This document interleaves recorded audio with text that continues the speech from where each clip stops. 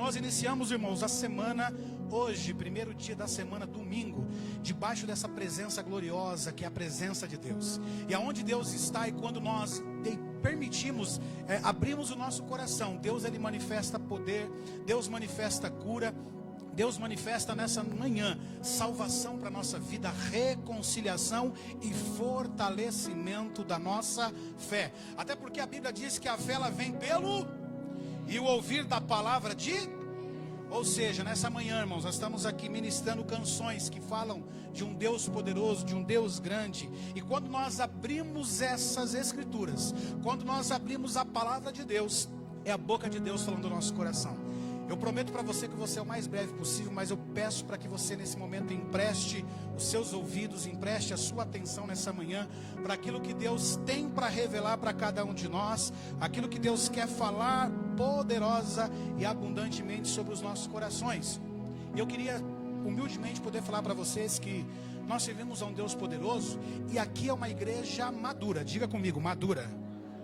Por que maduro, irmãos? Obviamente nós temos alguns irmãos que estão começando na fé, mas 90% de quem é membro desta igreja aqui já é um crente maduro. Então, eu sei que você não gosta de fazer isso, mas eu prometo que vou fazer só isso agora, nesse momento. Olha para quem está do lado e diz assim: o Senhor vai falar, o Senhor vai exortar, o Senhor vai corrigir. Aí você dá um sorriso e fala: ó, mas não fique triste, Deus tem boas novas nessa manhã. Porque, irmão, é muito bom falar aqui, liberar palavras, profetizar bênçãos, mas há momento em que a igreja do Senhor ela precisa ser exortada e ela precisa ser corrigida. Então a palavra pode ser um pouquinho dura, e quem está visitando hoje não se assuste, até porque também essa palavra serve para você.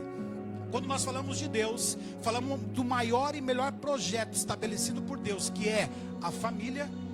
É algo que nós precisamos às vezes ser chamados a atenção para alguns detalhes, para que nós possamos permanecer felizes. Porque eu digo para você sem medo de errar, Deus, quando nos chama para os seus propósitos, Ele não quer que você esteja 24 horas por dia dentro de um prédio como esse.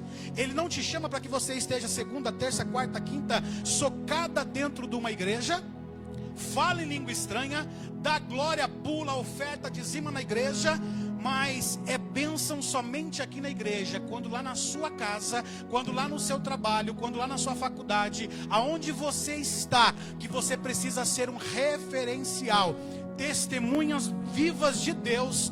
Muitas vezes nós vacilamos.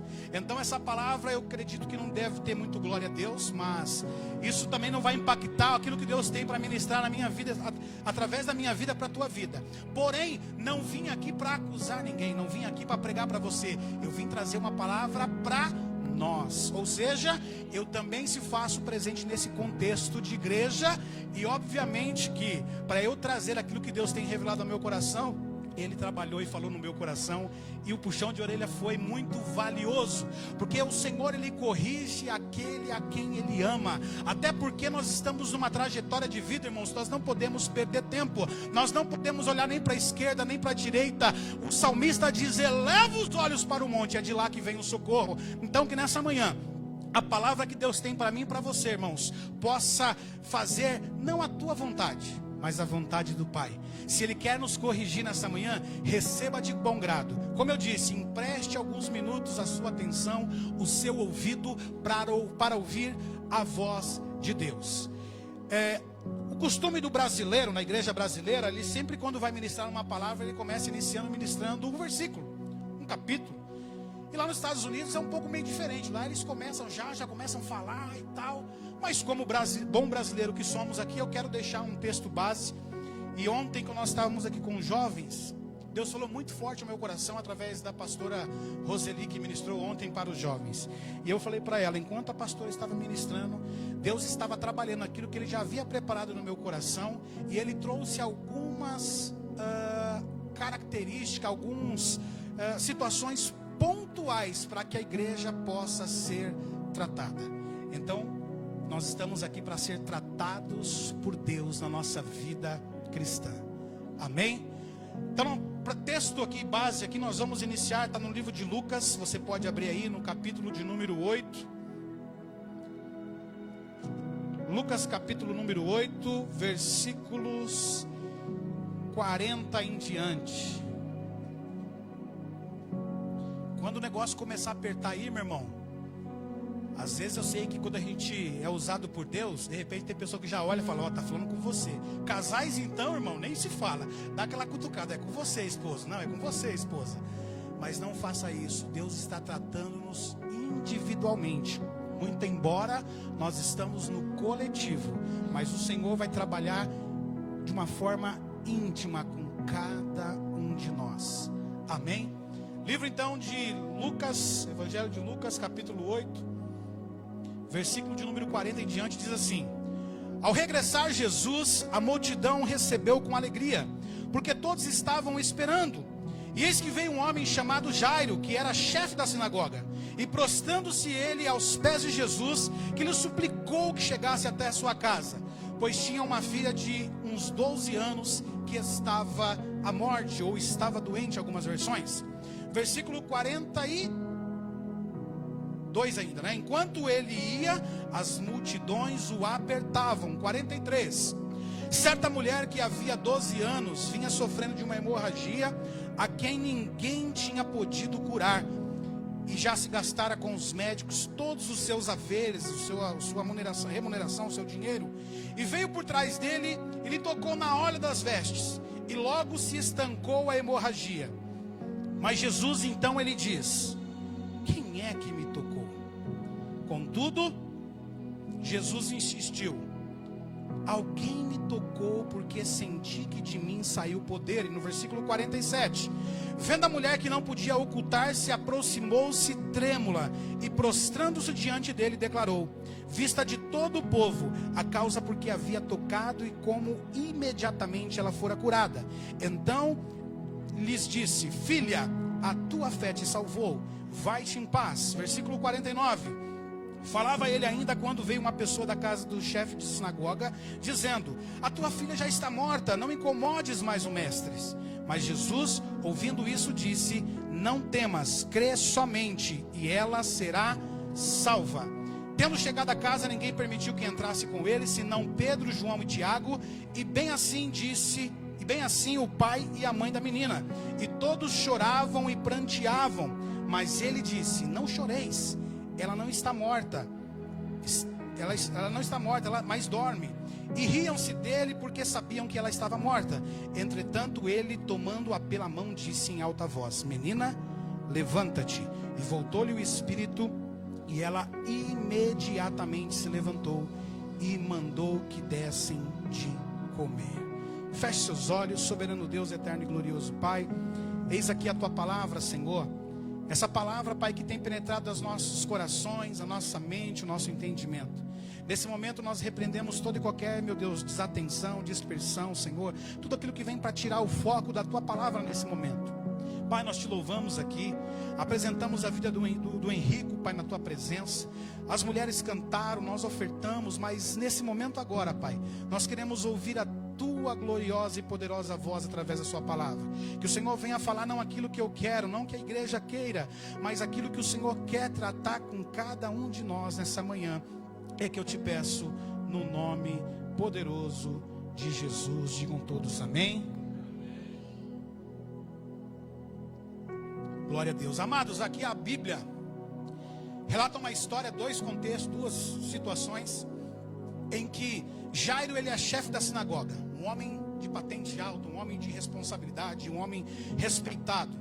Porém a sua filha estava doente, estava enferma, beirando a morte, e ele, sabendo que Jesus tinha poder de curar, assim como você que está aqui nessa manhã sabe que Jesus tem poder de curar, a Bíblia vai dizer então que Jairo, ele se locomove da sua casa, da sua residência, e ele vai ao encontro de Jesus. E obviamente quando Jesus estava aqui humanamente na terra, como carne e osso, assim como eu e você, irmãos, aonde Jesus passava havia uma multidão.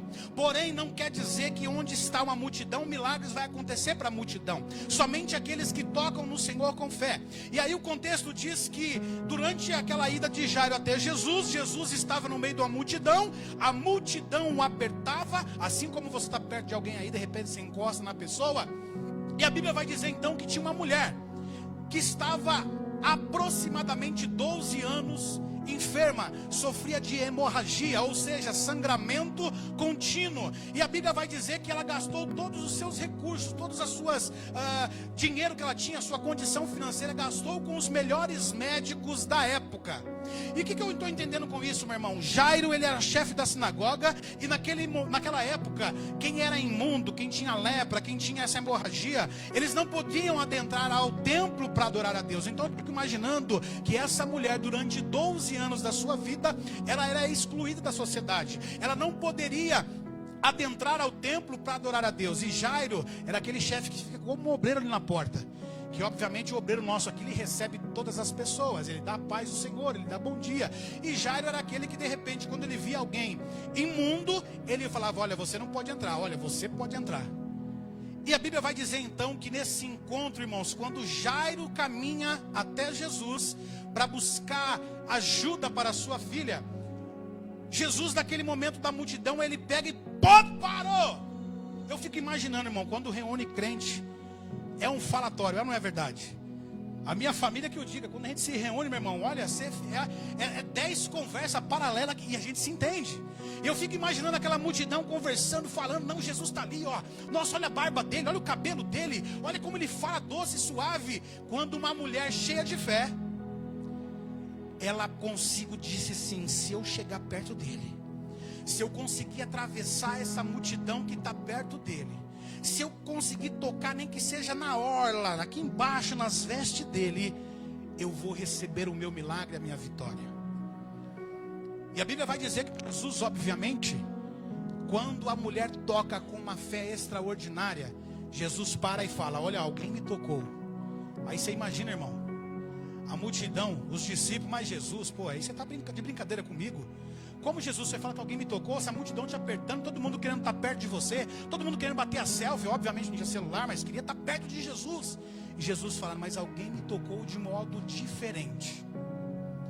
E aquela mulher então se manifesta, e Jesus fala: vai, filhinha, a tua fé te salvou.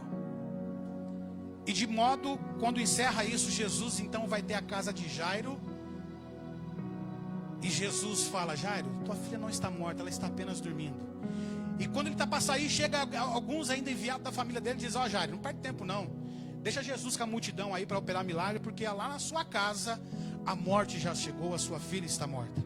Mas ainda assim Jesus disse: não, vamos lá.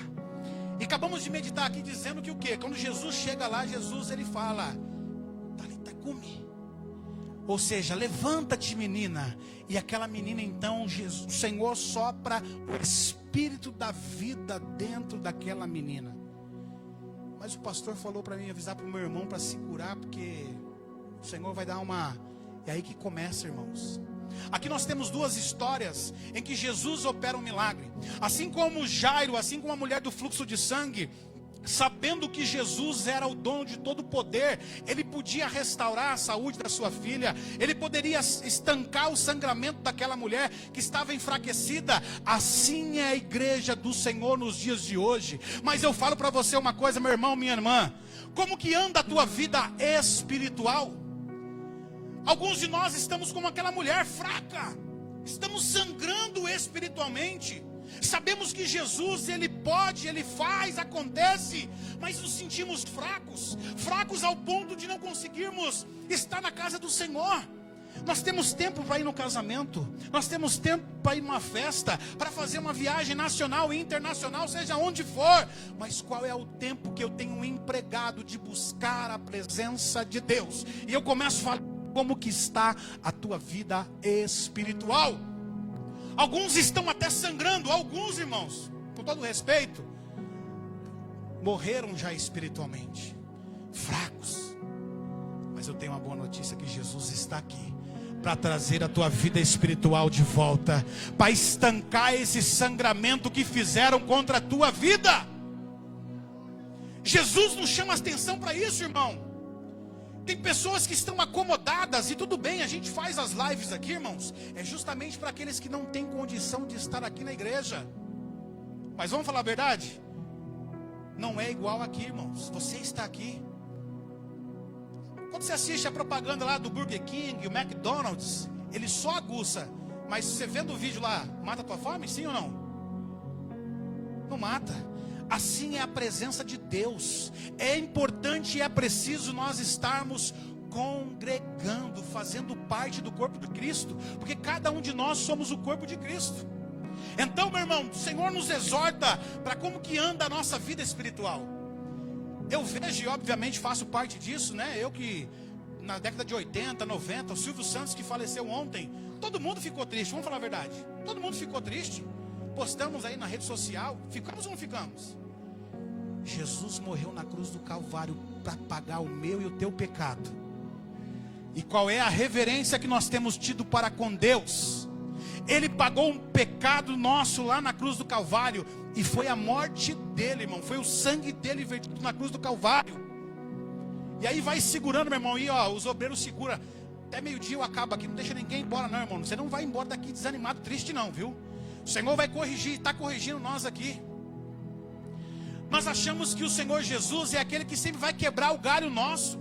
Até porque Jesus não é macaco gordo para quebrar galho de ninguém.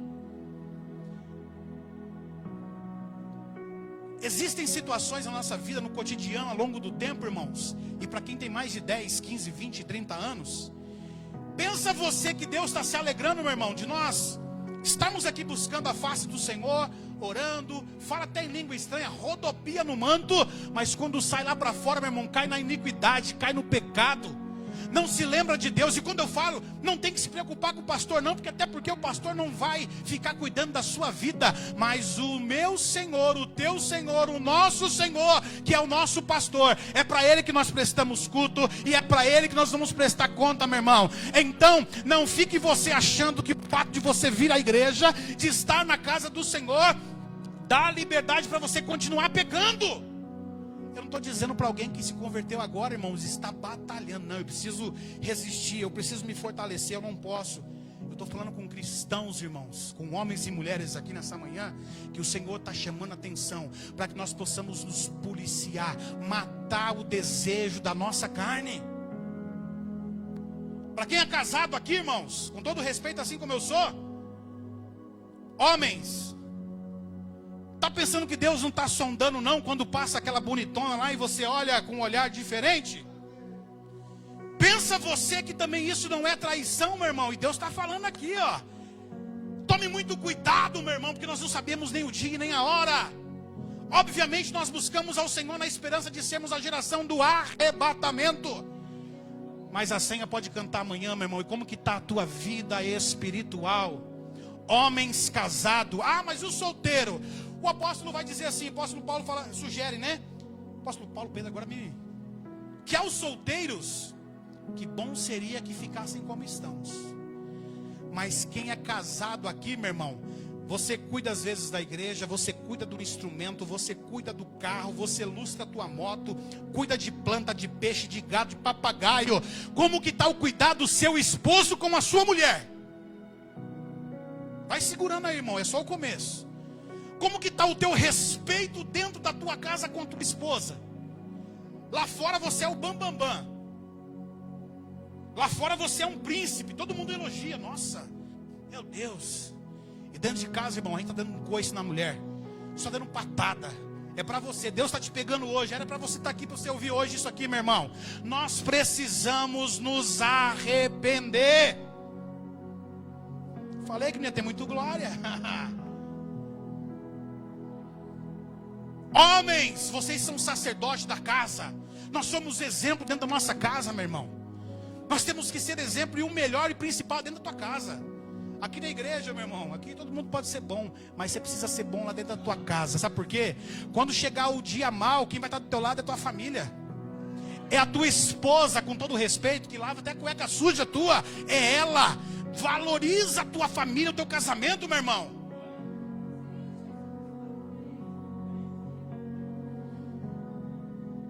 Pensa que está louvando só aqui, cantando bonitinho, chorando. Quando chora é mais emoção. Não tem arrependimento. E quando chegar o grande dia, mas Senhor, eu fui pastor auxiliar do pastor Reginaldo lá. Poxa, toquei tanto, Senhor. 30 e poucos anos de cristão, Senhor. Jesus vai virar e falar, olha filhinho, eu não te conheço não. eu não te conheço. A gente precisa vigiar na terra, literalmente, irmãos. Nós estamos numa década que está acontecendo as coisas muito rápido. Avião caindo, irmão, coisa que lá... Só na semana aí caiu 2, 3 aviões. O Senhor está encurtando os dias, que passam muito rápido. Nós estamos já indo para 2025. Mas como é que anda a tua vida espiritual, a tua vida conjugal? Solteiros, vigiem na terra. Cuidado com a prostituição. Cuidado com a fornicação. Cuidado, igreja do Senhor.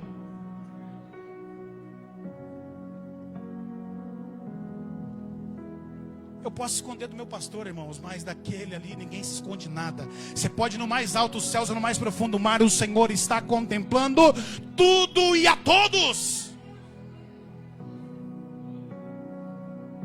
Ainda estou ouvindo glória, hein? Oh, glória a Deus, aleluia.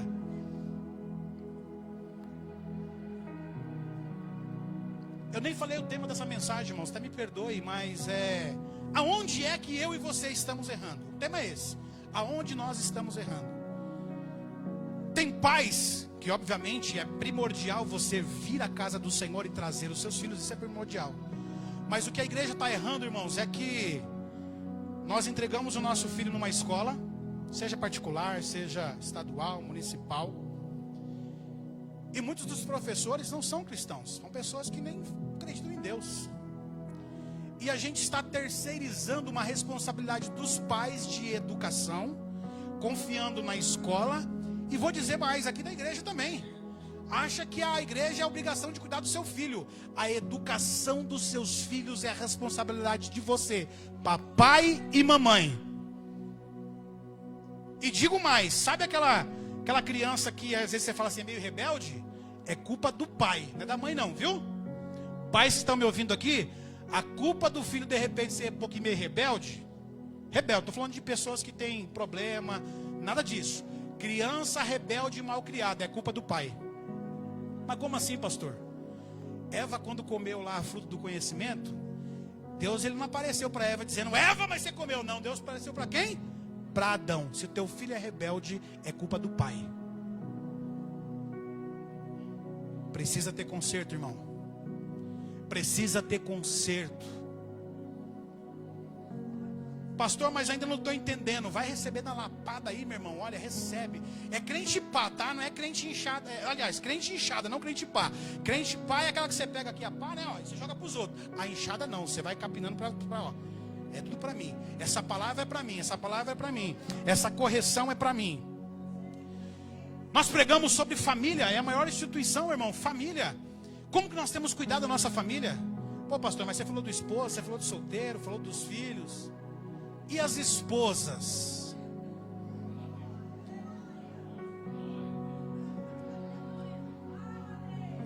Irmãos, e com muito entendimento e respeito, eu não estou aqui para pregar conflito no casal, mas para a gente trazer a realidade do conserto que tem que ter. A Bíblia vai dizer que a mulher ranzinza, irmão, misericórdia. A mulher ranzinza sai de perto. E como as mulheres têm honrado a seus maridos? Porque às vezes também achamos que o fato de eu lavar, passar, cozinhar é isso. Não é isso só não, irmãos. Eu vou dizer para você, nesses meus 20 anos de casado, nós fizemos dia 6 desse ano, eu e minha esposa. Eu vou falar para vocês uma coisa. Eu prosperei 100% depois que eu casei com a minha esposa. Porque a mulher sábia, a Bíblia vai dizer que ela edifica o seu. E eu sei que existem dezenas de outras mulheres aqui que o marido está abençoado e próspero por causa da mulher. Porque a mulher sábia, irmãos, ela administra o seu lar. Algumas, por conta que não gosta muito da tecnologia, mas coloca na ponta do lápis da caneta, ó. É isso, é isso, é isso, é isso. Controla, porque ela é auxiliadora. Ou seja, quando Deus ele fez o homem, fez a mulher, ele não tirou a mulher do calcanhar, não tirou da perna, ele tirou aqui, da costela. Ou seja, para andar lado a lado com o esposo. Família estruturada é a família que anda junto, é a família que conversa sobre os projetos, é a família que conversa sobre os objetivos, é a família que fica prospectando ano a ano aquilo que nós precisamos fazer. Mas um ponto importante no meio dessas conversas: como que anda a nossa estrutura espiritual? Como que anda? Algumas pessoas sonham e não passam de sonhos, porque constrói a sua casa na areia. Vem a chuva, vem o vento e derruba toda a casa. Mas nessa manhã, como essa palavra que nós estamos ministrando, falando que a mulher estava sangrando, e de repente alguém vai falar assim: olha pastor, o meu casamento está sangrando, está por um triz. Alguns vão dizer: o meu já morreu e dormimos até em cama separada. Alguns irão dizer: olha, meus filhos estão sangrando. Alguns deles ainda estão perdidos no vício das drogas, do cigarro, da bebida. Alguns vão dizer: olha, minha vida profissional é uma catástrofe, tudo que eu faço não é abençoado, tudo que eu faço não dá certo, aonde eu coloco as mãos não prosperam. Mas assim como aquela mulher, irmãos, mesmo fraca, de repente você pode estar sangrando aqui em algumas áreas da tua vida, ou de repente está como aquela filha de Jairo, prestes a morrer. Jesus te trouxe aqui, não foi em vão.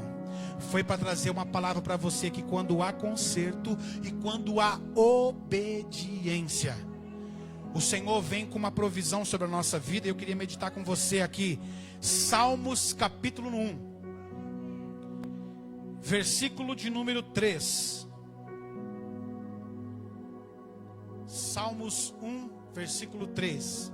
Olha só o que a Bíblia vai dizer para mim e para você, irmãos. Ô glória. Não sou eu esse aí não, é? Tá no concorrente, é? É Salmos 1, versículo 3, Leide. É que a benção é tão grande, tá até divisão aí. O ponto pastor pregando junto, hein? Eita glória. Olha só o que diz aqui o texto, irmãos. Ele é como árvore plantada junto à corrente de águas, que no devido tempo dá o seu fruto, cuja folhagem não murcha, e tudo quanto ele faz será bem sucedido. Na minha versão diz assim, ó: pois será como árvore plantada junto a ribeiro de águas, ao qual dá o seu fruto no seu tempo, e as suas folhas não cairão, e tudo quanto fizer prosperará. Quando eu e você entramos em obediência ao Senhor, irmãos, acontecem algumas coisas na nossa vida. E a primeira delas é justamente isso: nós nos tornamos árvores plantadas. Ou seja, uma árvore, quando ela é plantada, ela vai criando raízes, ela vai aprofundando as suas raízes. Ou seja, nenhum vento vai derrubar você, meu irmão e minha irmã. Quando você é plantado no jardim de Deus, quando você tem o compromisso e a obediência para com o Senhor, vento nenhum vai te derrubar. A tua casa, a tua família não será derrubada. Você ficará de pé. Mas e se eu cair? A potente e poderosa mão do Senhor te levanta. E nesta manhã o Senhor está levantando você de volta para a vida, de volta para aquilo que o Senhor confiou sobre ti, aquilo que o Senhor tem te chamado para fazer. Segunda coisa aqui que Jesus faz, então, nós somos plantados junto ao quê? A ribeiro de águas. Que significa o quê? Nós somos diariamente regados pelo Espírito Santo. O que a igreja precisa mais do que nunca é diariamente ser regada pelo Espírito Santo de Deus. Quem cuida de planta aqui? Levanta a mão para eu ver. Eu cuidava, irmãos. Eu era melhor. Hoje eu estou meio... Mas, ou seja, quem cuida de planta aqui, você tem lá uma frequência de poder molhar as plantas, de regar, de colocar água para as plantas, ok? Eu lembro que quando eu viajei nas férias, o ano passado, eu pedi para o meu padrasto, né, molhar algumas plantas. Ele molhava lá do jeito dele. E quando eu cheguei, irmãos, estava feia as plantas. Por quê? Não estava sendo regada, não estava sendo cuidada como deveria. E assim é a minha vida espiritual e a tua vida espiritual. Nós precisamos ser regados pelo Espírito Santo. Sabe por quê? Senão a folha vai murchar. Tem crente, irmão, que fica com cara, sabe, de chupou pimenta com limão, sabe? Crente amargo. Sabe aquele crente mala sem alça? Que tem, irmão. Por que eu falo que tem? Porque tem pessoas que falam, esse pastor é mala sem alça. Porém, a Bíblia diz que nós precisamos suportar uns aos outros. Ou seja, irmão, vai ter crente mala assim, vai ter crente papelão cheio de pedra dentro e na chuva não consegue carregar. Mas a gente precisa amar e respeitar e cuidar. Mais um ponto aqui que o Senhor, segura essa aí, tá? Dá uma olhadinha para quem está do lado, não fala nada, só olha. O que nós precisamos e onde nós estamos errando, irmãos? Nós temos um relacionamento superficial dentro da igreja. Tem pessoas que não gostam de se envolver em nada, né? Eu gosto de ser o último a chegar na igreja e ser o primeiro a sair. Não tem relação profunda com os irmãos dentro da igreja. E é algo que nós precisamos. Sabe por quê, meu irmão? Tem respostas de Deus para a tua vida através de alguém dentro da igreja. Às vezes você está procurando lá fora, está procurando no banco, está procurando lá no... E às vezes a resposta é através da vida de alguém que vai te orientar, que vai te dar uma direção de Deus.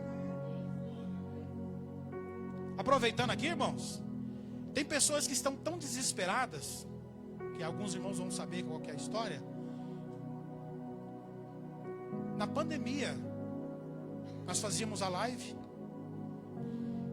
e tinha uma pessoa tão desesperada que ela estava procurando saber se o marido estava traindo ou não. Só que ela não mandou para nós, né? Se tivesse mandado para nós, ela falou, não, irmão, vamos orar, irmão, que isso? Só que não, quando você é amigo das pessoas no Facebook, dependendo do que você publica lá, irmão, chega para todo mundo.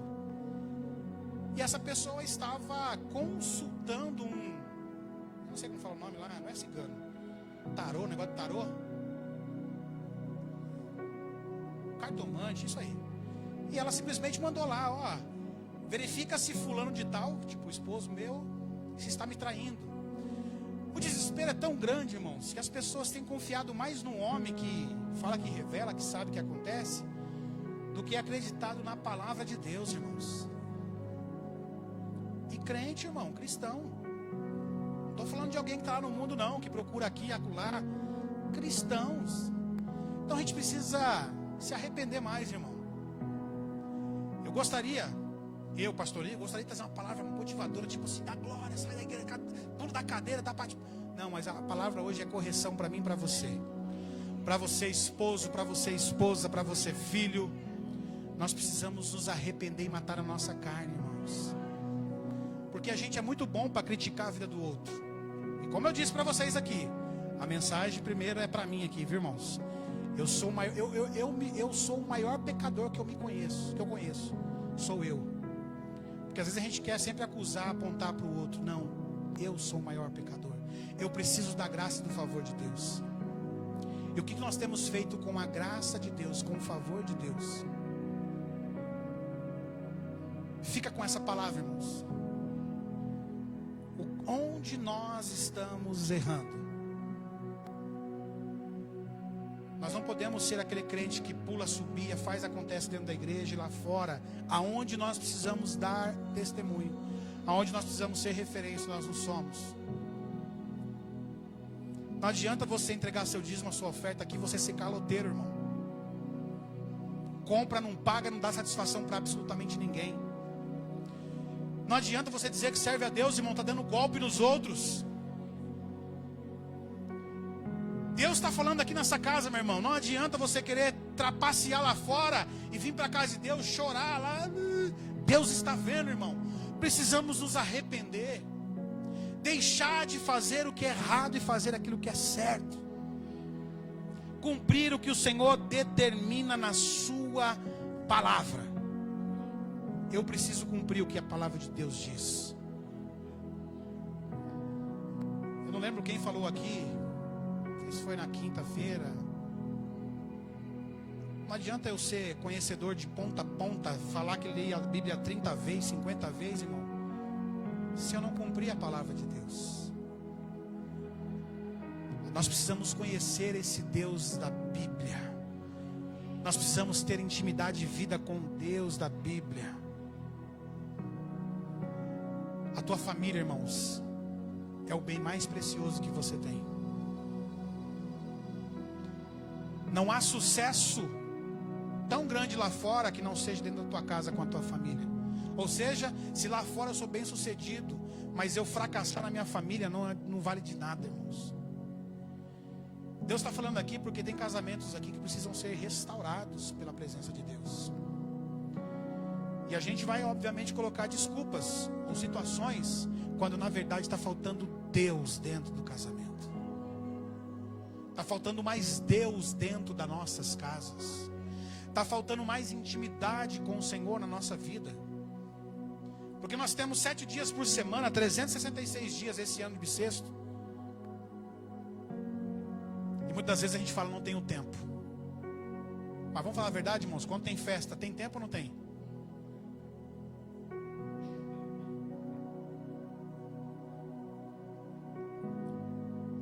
E uma das coisas que nós pastores aqui fazemos bastante, irmãos, é muito velório.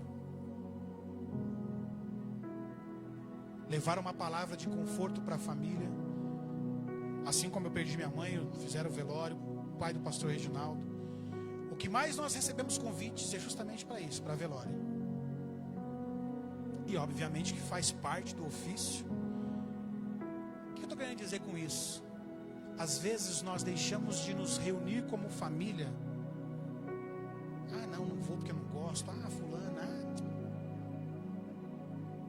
Mas quando vem falecer alguém da família, a família vai ter que se reunir para sepultar um familiar, um ente querido. Restaure o teu lar, meu irmão. Restaure a tua família. Restaure a comunhão no seu lar. Você é esposo aí que eu falei para vocês que vocês têm a mania de dar. Eu falo porque eu também, de vez em quando, a gente quer dar uma de cavalo, dar coice. E eu, nesses últimos anos, eu tenho falado muito com a minha esposa que eu quero envelhecer ao lado dela bem. E bem assim, irmãos, não quero ficar aquele velho ranzinza não, que reclama de tudo não, irmãos. Sabe por quê? Eu tenho que trazer aquilo que lá atrás, quando eu comecei a namorar, que eu noivei, que eu casei, era tudo lua de mel, irmãos. Por mais que a idade avance e você deixe de fazer as coisas que você fazia quando era mais novo, mas uma coisa que tem que prevalecer é o respeito e o amor. Sabe por quê? Quando você casou, irmão, ninguém meteu um revólver na tua cabeça e falou, casa! Comigo ninguém fez isso, você acredita? Com vocês aqui ninguém fez. Mas você fez um compromisso, e eu posso ter que, de repente, nem eu, nem o pastor Reginaldo estava. Mas você fez um juramento diante do juiz, de uma autoridade, diante de um pastor, do padre, não sei. Mas você jurou amor lá, dizendo o quê? Até que a morte o separe. E tem casamento que está morto já, irmãos, dentro de casa. E não estou falando daquela vida da relação não, tá? Homem e mulher não, irmãos. É do carinho e do respeito que nós precisamos. De você olhar para essa pessoa que está... Eu até vi umas trends agora aí no Instagram, né? Da adolescência para a maturidade, uma coisa assim eu vi lá. E eu quando vejo, né? Há 20 anos atrás, quando a gente casou, no mínimo uns 60 quilos menos que eu tenho hoje. Magrinho, franzininho. E todas as vezes que nós olhamos aquelas fotos, irmãos, meu olho começa a encher de lágrimas. Por quê? Me vem à memória toda a dificuldade que passamos, todas as lutas que passamos. E 20 anos depois, eu não sou rico, mas eu glorifico a Deus por tudo aquilo que Ele tem me proporcionado. Então, às vezes, eu sei, irmãos, não estou dizendo que aqui todo mundo, não, pastor, você é sentimental igual o senhor é. Não, a gente sabe que tem as desavenças, os problemas. Mas o respeito, ele tem que prevalecer sobre a vida do casal. Tem que haver respeito na família, irmãos. Imagine se próprio Deus ele compara a esposa, a mulher, como a noiva de Cristo, a igreja. Você acha que ele vai ficar feliz de ver os maridos tratando a sua esposa de maneira grosseira, ríspida? Se a esposa estiver do lado daí, passa a mãozinha e fala, agora é só mel. Que a gente possa mudar a nossa postura, irmãos. Filhos, e todos aqui são filhos, quem tem pai e mãe ainda aqui, respeite, cuide, zele pelos teus pais. Faça o possível pelos seus pais. Porque quem não tem pai e mãe sabe como dói, irmãos. Então, filhos, cuidem, honrem os seus pais. Continue orando pela vida dos seus pais. Vai chegando a idade e muitas vezes os filhos se ausentam e muito da casa dos pais. Porque, minha mãe já é velha, meu pai já é velho. Mas cuide, Zélia. Até porque nós estamos ano após ano envelhecendo também. Eu estou com 44 anos, tenho 2 filhas, uma casada e uma que tá, a caçula com 19, irmãos, que não mora mais conosco. Ficou eu e a esposa. O que eu preciso? Cuidar dela e ela cuidar de mim. Então cuide. Pastor, está difícil. Faça como a mulher do fluxo de sangue. Vem, nem que seja rastejando aos pés do Senhor Jesus e busque restauração para o teu casamento. De repente alguém vai falar assim: pastor, eu não tenho problema no casamento, eu não tenho problema com os meus filhos, eu não tenho problema com a minha profissão, mas eu tenho um problema que tem me incomodado, que é na área da saúde, eu estou enfermo. Jesus, Ele é o médico dos médicos. Ele está aqui para restaurar, para curar, para renovar as suas forças. E vamos falar a verdade, irmão, quando a enfermidade vem, a gente abala a fé, sim. Testemunhei para vocês um tempo atrás aqui. Me deu um nódulo aqui, que quando eu falei, misericórdia, a primeira coisa quando você vai no médico, ele sempre pergunta o quê? Alguém da família tem isso, tem aquilo? Por quê? Tem coisas hereditárias, que passa de geração a geração. Tem pressão alta, teve isso, teve aquilo. E aí quando eu cheguei no médico com esse nódulo, eu falei, a primeira coisa, comecei a pesquisar, falei, misericórdia, minha mãe morreu de câncer no pâncreas. E a primeira coisa, pastor, louvo, canto, mas sou ser humano como você. Sinto as mesmas dores que vocês. E a minha preocupação, eu falei, será que é câncer? E quando eu fiz o exame, que deu tudo bacana lá, eu fiz aquele, ufa. Nós somos seres humanos. Mas se porventura aqui nessa manhã tiver alguém com uma hemorragia, não está sangrando para fora, mas lá dentro, o médico dos médicos está aqui. Com um toque de fé através da sua vida, você vai alcançar o teu milagre hoje no nome de Jesus. Eu queria pedir para algum obreiro lá avisar lá, que eu avisei para as professoras, para as crianças descerem. Eu quero orar em família aqui com os filhos. Porque enquanto nós estamos aqui, irmãos, sendo exortados por Deus através da palavra, o diabo ele fica 24 horas trabalhando, tramando. Como eu vou destruir aquela família? Como eu vou destruir aquele casamento? Como que eu vou trazer enfermidade na vida daquela pessoa? O diabo ele fica, a Bíblia diz que ele fica em derredor, bramando como leão, à procura de quem possa tragar. Porque ele vem para roubar, matar e destruir. Mas a poderosa palavra de Deus, esse exemplo que nós trouxemos aqui de Jairo, um homem de patente, um homem renomado, ele precisou buscar, se rejeitar e buscar no Senhor um milagre para sua casa, para sua filha. A mulher do fluxo do sangue, muito embora a Bíblia só relata sobre ela, mesmo fraca, ela foi até Jesus. E a pergunta que eu lhe faço nessa manhã: qual é o esforço que você tem empregado de estar diante de Deus, de buscar a face do Senhor? Às vezes a gente reclama com o vizinho, com a família, eu estou com isso, estou com aquilo outro. Conta tudo para o Senhor, meu irmão. Conta para quem pode resolver todos os seus problemas. Tudo aquilo que você precisa, Ele pode fazer. E a Bíblia vai dizer, irmãos, Salmos, que é na unidade da igreja, na comunhão da igreja, que o Senhor ordena a bênção. Então nós vamos clamar pela bênção do Senhor sobre a nossa vida, mas primeiro, nós precisamos ter arrependimento. Se coloca de pé no teu lugar. Eu não sei qual é a área da tua vida que está sangrando, mas Jesus ele está passando por aqui também.